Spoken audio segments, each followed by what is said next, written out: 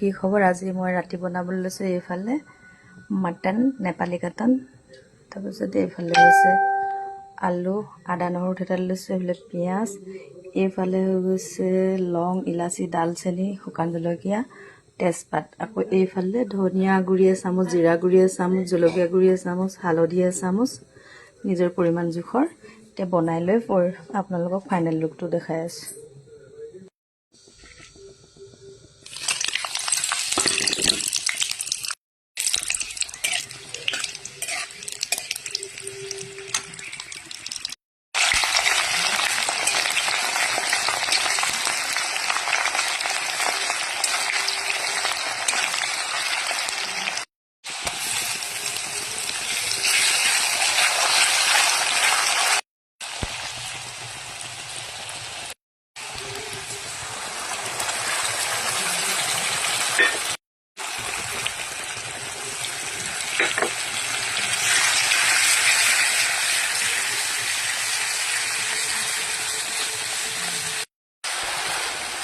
Already হৈ গৈছে মছলা, এতিয়া মটন দিম।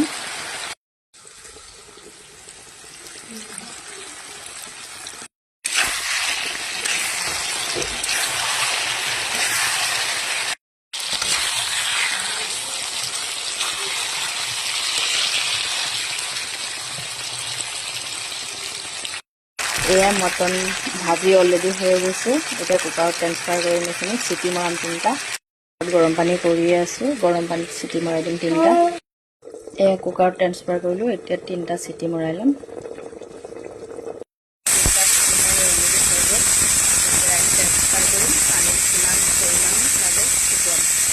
এয়া কেৰাহীত ট্ৰেন্সফাৰ কৰিলোঁ, এতিয়া পানীখিনি অলপ শুকাবলৈ দিওঁ 5 মিনিটমান।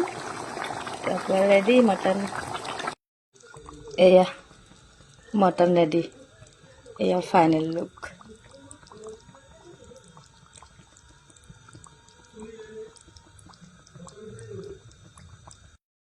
এয়া মোৰ মটন ভাত ৰেডি।